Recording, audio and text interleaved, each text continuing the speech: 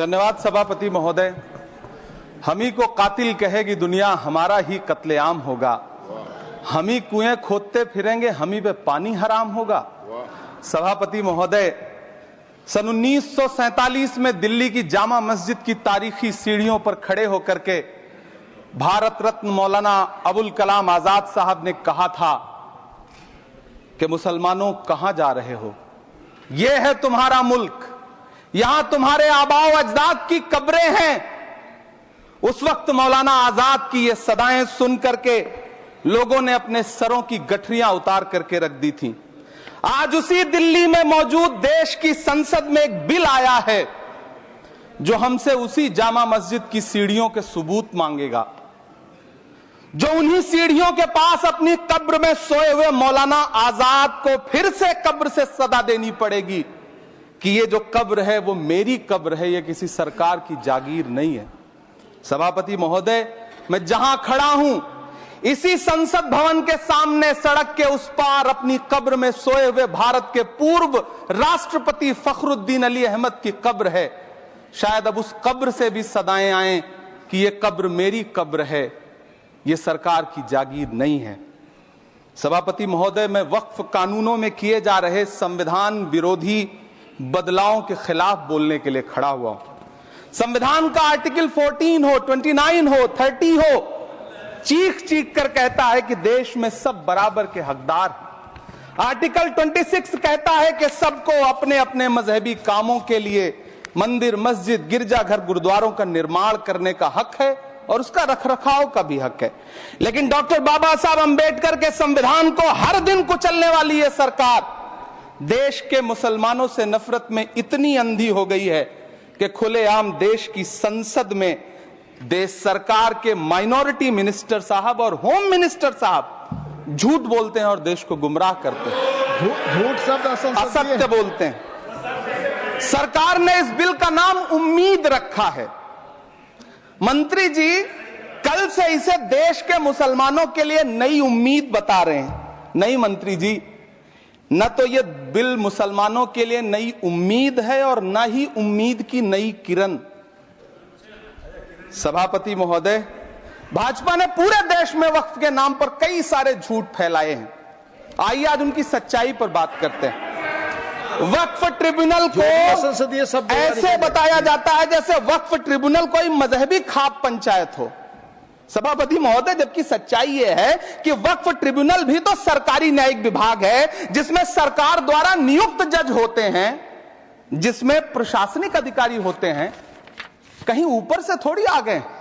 सभापति महोदय, देश के गृह मंत्री जी ने इसी सदन में कहा कि वक्फ ट्रिब्यूनल के फैसले के खिलाफ कोई कोर्ट नहीं जा सकता, जबकि सच यह है कि वक्फ एक्ट 1995 की धारा 83(9) के तहत हाई कोर्ट वक्फ ट्रिब्यूनल के फैसले की न सिर्फ समीक्षा कर सकता है बल्कि उसे बदल भी सकता है। सच तो यह है कि वक्फ बोर्ड खुद अपनी जमीनों के लिए कई सारी कोर्ट में मुकदमे लड़ रहा है।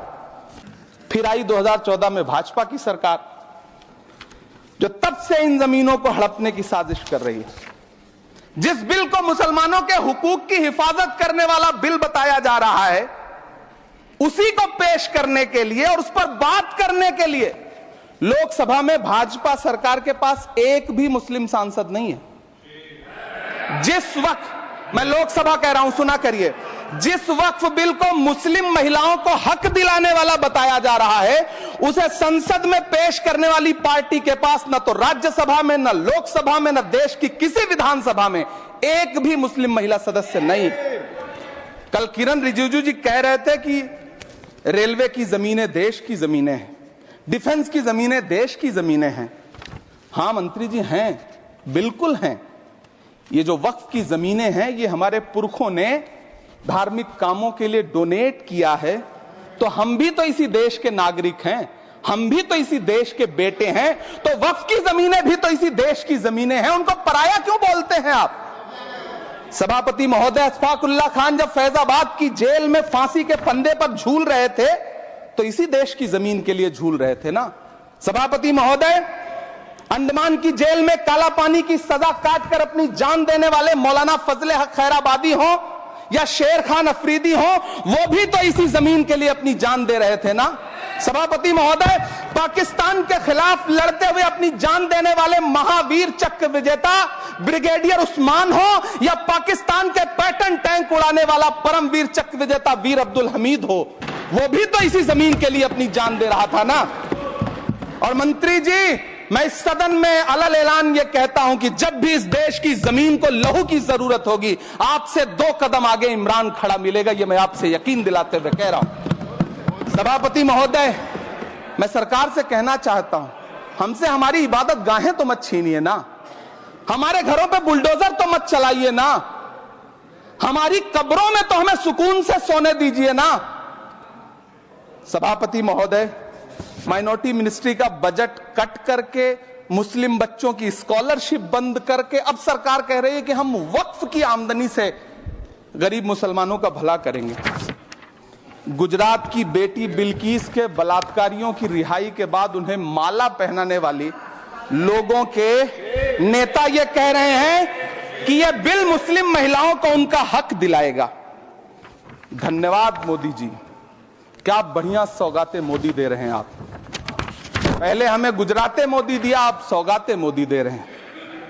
लेकिन यह सरकार इतना याद रखे कि इसी ठसक के साथ देश की संसद में सीए का कानून भी लाया गया था और कहा गया था बड़े बड़े भाषण देकर के कि पड़ोसी देशों से हिंदू भाइयों को ला करके यहां नागरिकता दी जाएगी। लेकिन मैं आपके संज्ञान में लाता हूं सर कि पिछले इतने दिनों में इनसे नागरिकता लेने के लिए 2000 व्यक्ति भी नहीं आए, जबकि इसके उलट इन्हीं की सरकार में पिछले 10 साल में 15 लाख से ज्यादा भारतीयों ने भारत की नागरिकता छोड़ करके दूसरे देश में जाकर के बस गए। यह हुआ उस कानून का अंजाम।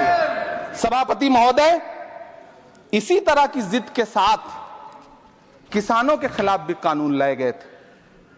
जिस तरह आज वक्फ के फायदे गिनाए जा रहे हैं, उसी तरह से किसानों को भी कृषि कानूनों के फायदे गिनाए गए थे। लेकिन अंजाम क्या हुआ? 700 किसानों की शहादत लेने के बाद सरकार को अन्नदाता किसानों के सामने घुटने टेकने पड़े और कृषि कानून वापस लेने पड़े। जिल्ले इलाही, जमहूरियत जो है वो नफरत और ठसक से नहीं चलती है, अकड़ से नहीं चलती है, उसमें सबकी हिस्सेदारी जरूरी है। कल देश के माइनॉरिटी मिनिस्टर ने लोकसभा में खड़े होकर एक शेर सुनाया था कि मुझसे कोई बदगुमा न हो, तो मैं उन्हें एक शेर सुनाना चाहता हूं कि मैं आज जद पे हूं तो इतना खुशगुमान न हो, मैं आज जद पे हूं तो इतना खुशगुमान न हो, चराग सबके बुझेंगे हवा किसी की नहीं। नीतीश कुमार जी हो, चंद्रबाबू नायडू जी हो, चिराग पासवान जी हो, जयंत चौधरी जी हो, देवे गौड़ा जी हो, जीतन राम मांझी जी हो, सबको समझना पड़ेगा कि जब जंगल में आग लगती है तो न वो बरगद बचते हैं जो हवा को आंधी में तब्दील करते हैं, न वो बांस बचते हैं जो आपसी रगड़ से चिंगारी पैदा करते हैं। सभापति महोदय, जब देश को मनमोहन सिंह साहब जैसा काबिल प्रधानमंत्री मिलता है तो देश को आरटीआई जैसा एक्ट मिलता है, सेज जैसा एक्ट मिलता है, मनरेगा जैसा एक्ट मिलता है, लिबरलाइजेशन मिलता है, राइट टू एजुकेशन मिलता है, नेशनल फूड सिक्योरिटी एक्ट मिलता है। लेकिन जब देश को सौगातें मोदी मिलती है तो क्या मिलता है? सीए मिलता है, फॉर्म्स लॉ मिलता है, आर्टिकल 370 मिलता है, इलेक्टोरल बॉन्ड जैसा एक्ट मिलता है और वक्फ अमेंडमेंट एक्ट जैसे बिल देश को मिलते हैं। मुझे तो अपने हमवतन भाइयों से पूछना है कि आपको अपने बच्चों की तरक्की, खुशहाली और नौकरी की दरकार है या फिर मुसलमानों की दान की गई जमीनों को लूटकर धन्ना सेठों को देने की साजिश करने वाले कानून की?